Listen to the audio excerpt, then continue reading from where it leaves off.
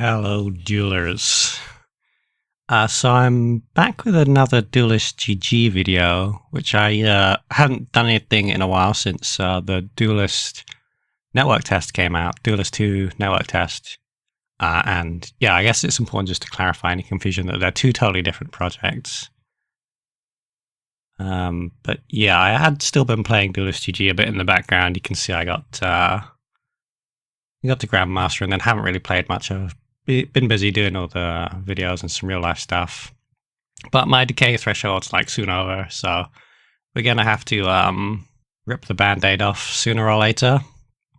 So that's basically what I'm doing here. But the reason that I'm not just doing it quietly, silently in the background is because Ilena got changed. So I was gonna have a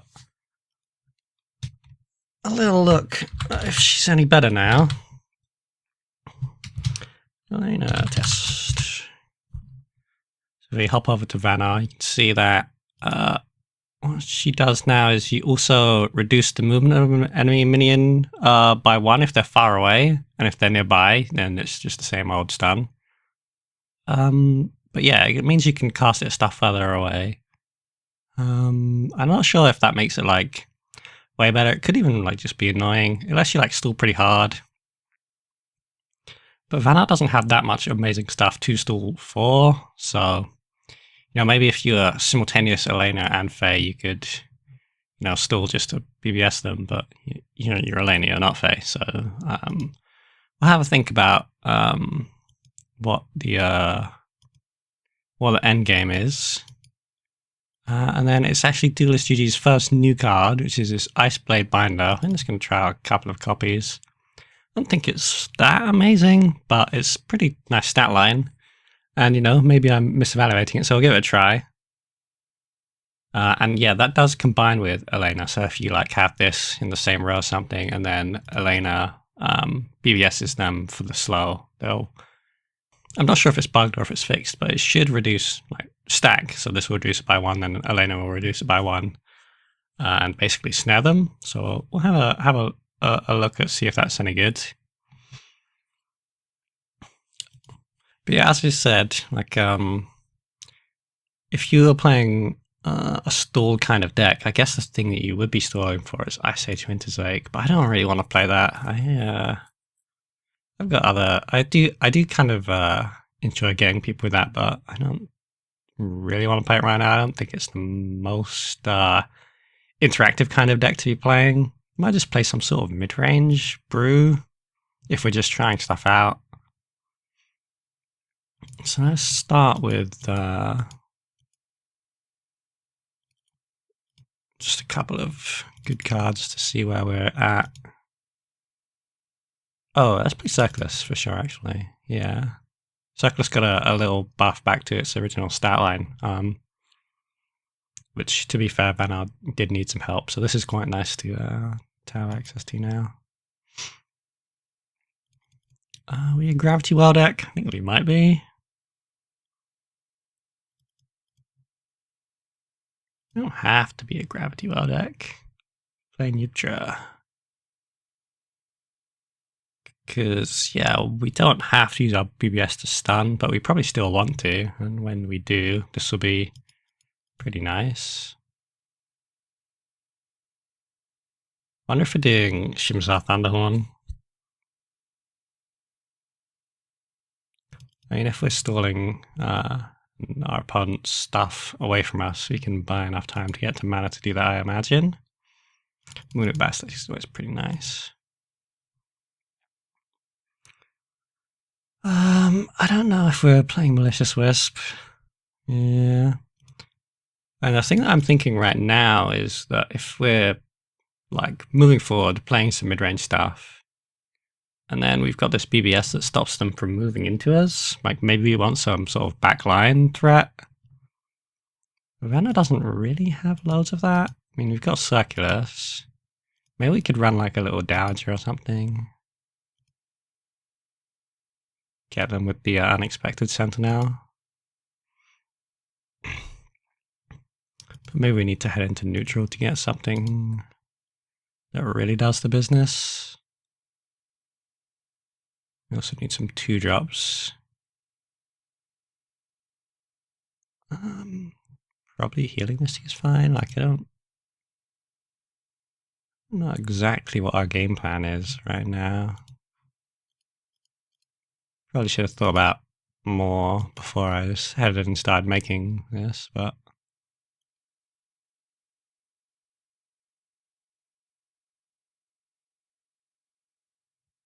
is my blood good? I mean, it's good. I don't know if it's what I want to be doing.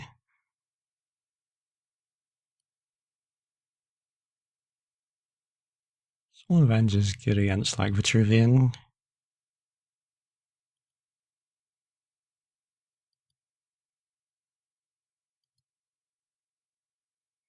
Yeah, it's a little tough. Maybe I'll just run Kron. Kron's like the king of mid-range.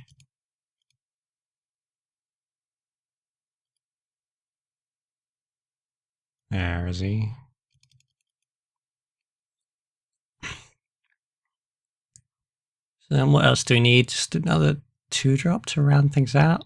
Do I need another spell to go with my Circulus? Have a look. Could run some of Vanar's removal.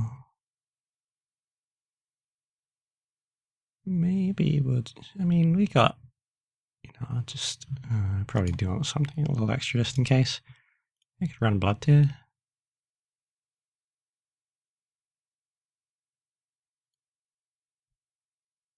Couple of Heralds.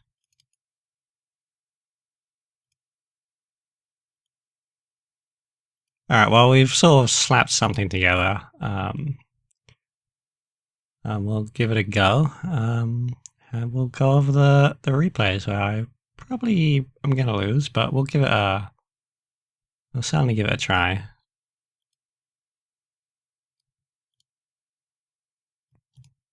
Right, so I just played my first game with that deck. Yeah, let's... even though this guy's name is really dumb, let's have a look at what we did. And yeah, sorry also, if you really enjoy live commentary, I tried it and I don't really like it. From my perspective, it's just a bit annoying for me to try and like focus on 2 things at once, and I just found myself basically mumbling all my moves and rather than talking through it. So I couldn't really focus on giving good commentary and good gameplay at the same time. I found that to be a little difficult for me. But maybe, who knows, if I keep doing it, I might pick up the skill and get a little better. Anyway, I kept everything in this hand. I'm not sure what I'd really be replacing for. Like, maybe a Flash Freeze might be good for this Circulus or something, and just a bit of like tempo. But yeah, I was just looking at it, and everything seemed fine. Like, you don't have to replace every turn. It's just, you know, a calculation of whether you think the thing that you're replacing into will be better.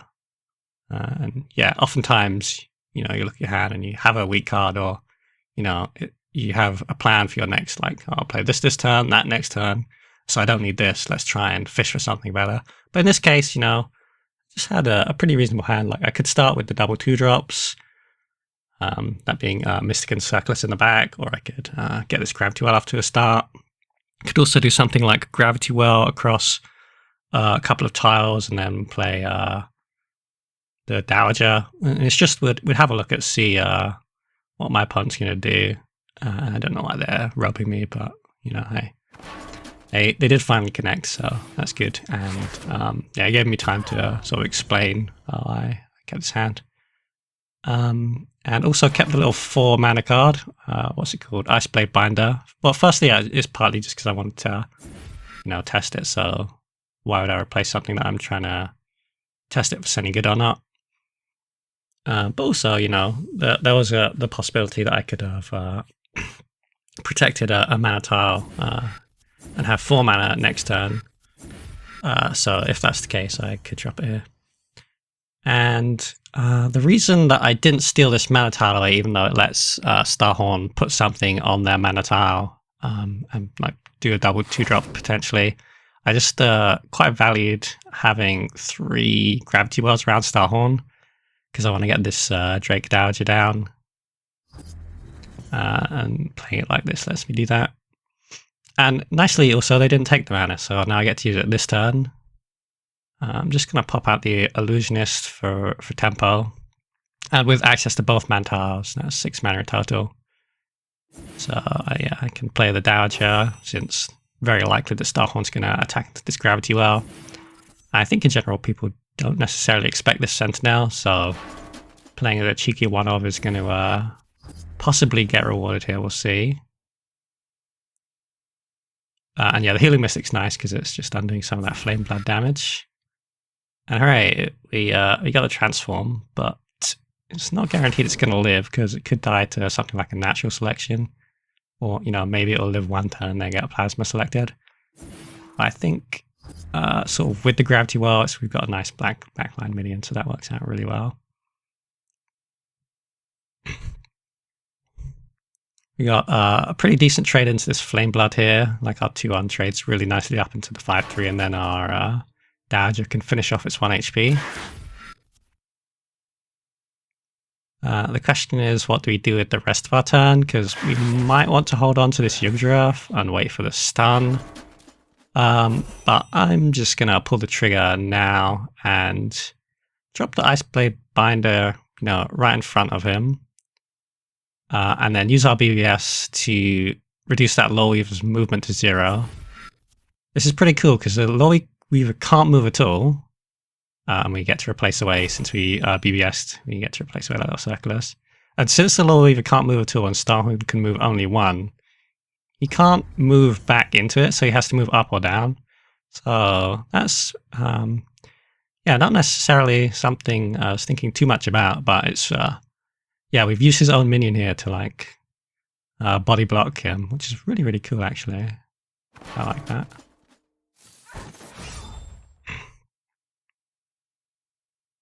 It's like something's going to be, yep, Lava Slasher on our guy to remove it. So good for them, but it's actually set up a pretty cool aspect of the mountains, which could have been played around if they'd just put it 1 above them. I thought about hitting first and then having a full HP 5/5, but actually we're just going to get maximum damage here. Because I think if we attack with everything, we're pretty close to being able to close out the game. And then I was thinking really hard here because, you know, it's pretty likely that they have a Mercanto next turn. And if I like move in and play everything into it, that could be bad. On the other hand, I'm just so far ahead on board and HP that it's probably just good to go in and attack. And I only need to draw like a Thunderhorn for this aspect combo to be good. I've got, you know, 5 damage on board, even assuming he deals with everything in the near vicinity. So yeah, just put on the pressure and make them have something to survive. And it looks like they don't, because they start emoting me. Very mature.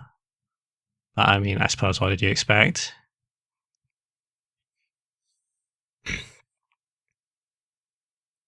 And it's kind of good to see a Seeking Eye, because it means they're digging for something, and I guess they don't get it and concede. So that's off to a good start.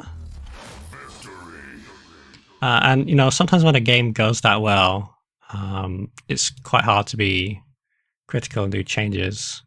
So I think we're just going to give another game and see if anything works or doesn't work.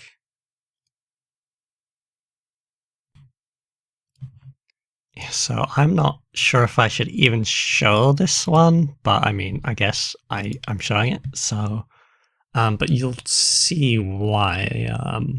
Yes, I won't spoil it. So yeah, we're looking at our opening hand against Shaddai, and given the state of Songhai's card pool, I'm imagining that it's probably sort of one-woman army. So we're probably going to get rid of this Disciple of Yugdrath if we don't have any targets for it, and the Thunderhorn. Yeah, again, if it's not chaining onto minions, it's not really doing loads and loads. Excuse me. So yeah, this hand is okay. If we've got a couple of Crons, we can lock them down. Gravity Well, similarly, you know, they'll have to Ghost Lightning or something. And if they don't, then maybe we can get another of this Drake Dowager sort of combo. But we're walking up and just playing Circulus forward. Now, sometimes that's a bit risky if you could just play it back. but we really need to contest mana tiles against Shaddai. Like, she often gives them up, and we're really looking to do this Drake Dowager into Gravity Well play next turn, which means we need all the mana we can get. And we drew a Flash Freeze, which is okay with a Circulus, but if we don't have any targets for it, then it'll probably get replaced. Maybe I should replace a Kron, because I'm not going to play it next turn, but I could play the turn after if I have this mana tile.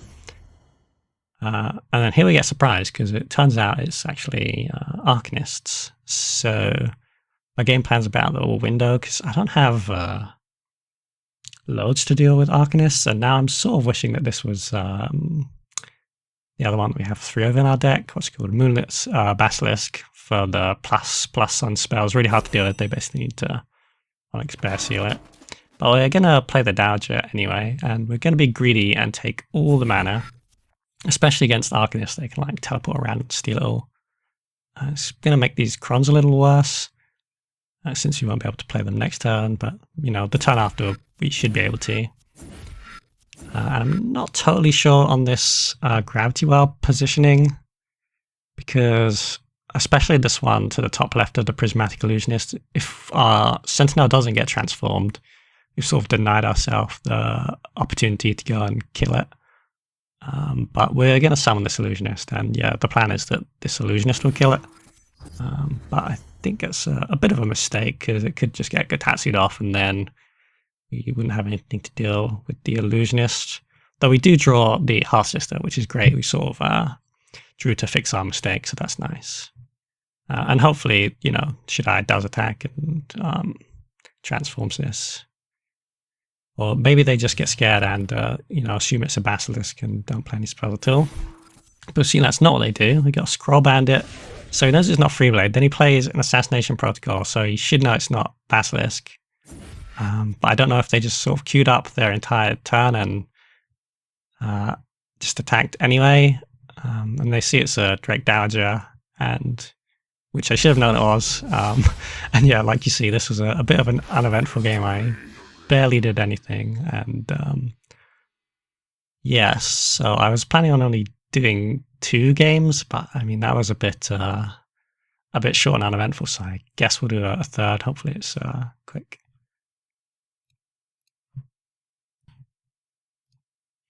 Right, so I was playing a really close game, and then a patch dropped, and the game, you know, obviously when a patch drops, the server goes down. So I had to play a 4th game. Though that 3rd game, it was really close. It was against Matt Zorka. I actually wish it had been live recording now. Oh well.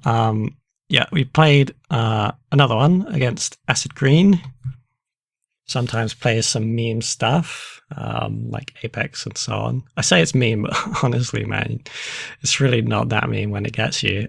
But, you know, just seeing Casper, you assume it's some sort of creep, but it could be aggro. You replace away a couple of Hearth Sisters, not because they're bad, but because we already have one, and yeah, we need some more sort of early game stuff on the go.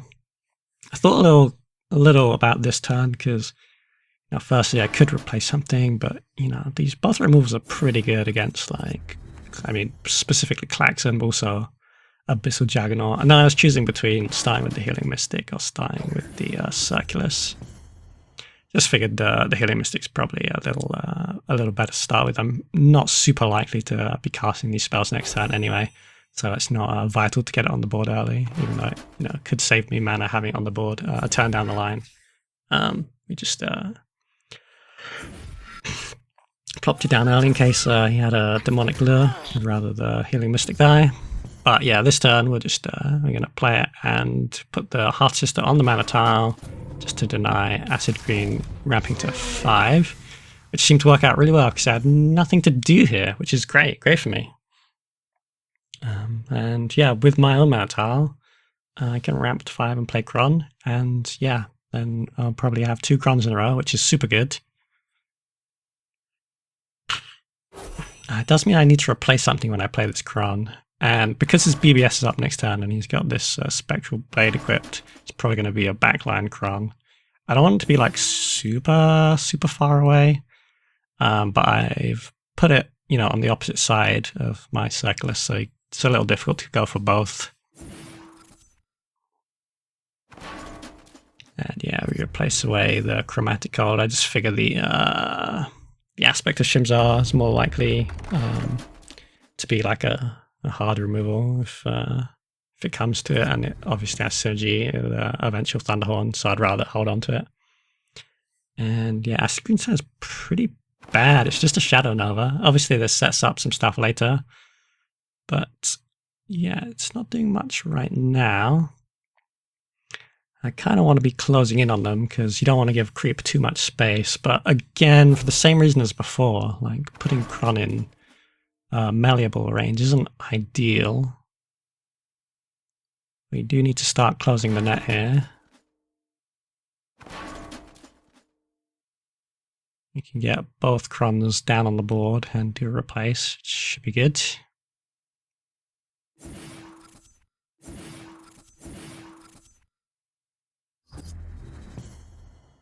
We get a nice little ranged ones. Unfortunately, it spawned on creep, but yeah, it's probably fine. He's got a lot of targets that he would want to ping. And yeah, here we see a Klaxon. So I could just immediately aspect that, but I'm just looking at this Disciple of Yugdra in my hand and just then thinking that, oh hey, like how many minions are they actually going to play? I should really strongly consider getting that on board and upgraded while I can. And with only 2 charges left on the artifact, I can clear those off with my Kron prisoner spawns. And then I'm just considering where I can play the Yugdra, because I would like to block them from walking further into the corner, but I also want it... yeah, so I think I put the... yeah, move the Kron down here so I can play the Yugdra right next to them. And may as well, just to, you know, get my full mana efficiency this turn, play down the Circulus as well, so Circulus, Yugdra, and BBS.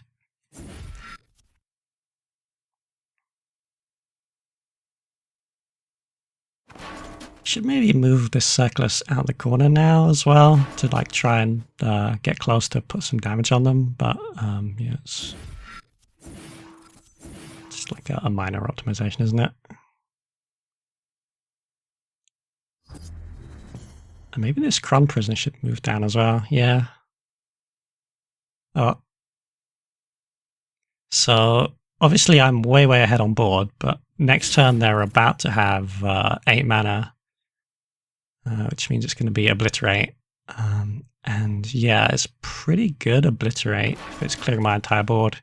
Like, I know it sets them way back on their creep progress, but you know, when you have a board like this, it's not great to lose it. And since I'm expecting that, I'm basically just going to send everything face. If everything's going to die anyway, it doesn't really matter. Just get as much damage as we can off it. Do replacing a couple of prisoner spawns. And then actually with these double Circulus, I'm like overdrawing or something. I have way too many cards in hand. And it's a bit unfortunate almost, but this little Provoke pet is a bit annoying. I mean, it's not the end of the world by any means, but yeah. We're going to have to hit it a little bit to clean it up before you can send everything else into face.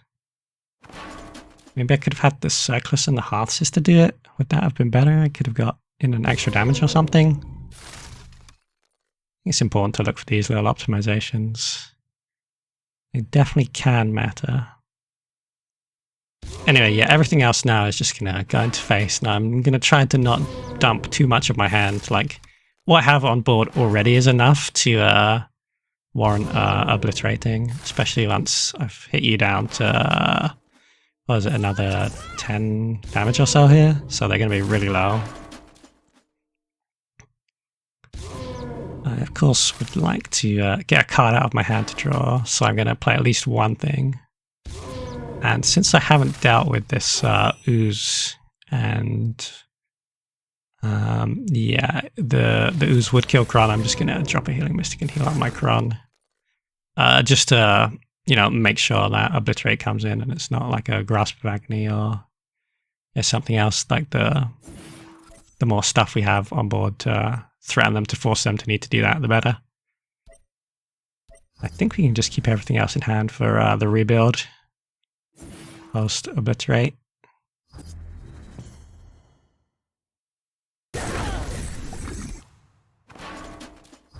Yep, and as expected, there it is. But luckily our hand's full and they're super low, so I'll probably just replace one of these illusions and then give it a full surround.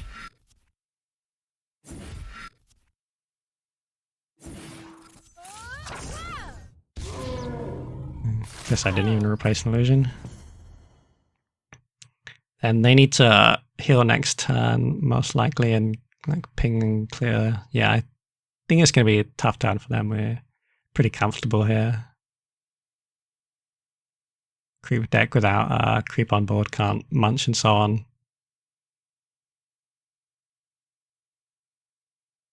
They're not just dead. They could have like a whip and a ping and a spectral blade and a void pulse, something like that. You think even that's not enough? Yeah. Yeah, so honestly, I wasn't expecting 3 wins. I mean, I sort of just threw this together. Like I said, is really very much a test. And yeah, I wouldn't go around recommending anybody to play this particular list. I mean, you definitely make some changes. Like Shattered Gauntlet, maybe you should include for just single target removal, since I'm not running some of that stuff. I never drew these Snow Chasers. But you did see actually the new card, what's it called? The Binder actually did some stuff occasionally. I guess you didn't see the game that got interrupted by the patch, but I did drop down 2 of those in one turn as well. I think I spoke to my opponent like afterwards. They were just about to do a Mercantil or Greater Fortitude to clear them both off, since they were like right next to each other in order to be in the same row. But yeah, it's certainly an interesting card, and you know the stat line's nice. 4/5's pretty survivable. And yeah, there was definitely a couple of times you saw me use the Ilena BBS at range. So yeah, I don't think it's like super broken now or anything, but it's certainly got a bit more utility. The Circulus at 1/3 actually probably did quite a lot of work. It's so nice to just have a cheap way to like fill your hand up. You don't have to replace every single illusionist you get either. Like sometimes, you can just pop the 2-1 down and it like helps you trade on board. It's really, really nice. Yeah, so it's it requires a bit more investigation to narrow down a good list, I think. But there's some potential there. I don't think it's probably going to break into like an S-rank deck or anything. But you're welcome to try, see if you like the buff as well. And yeah, that'll be it for today. So take care.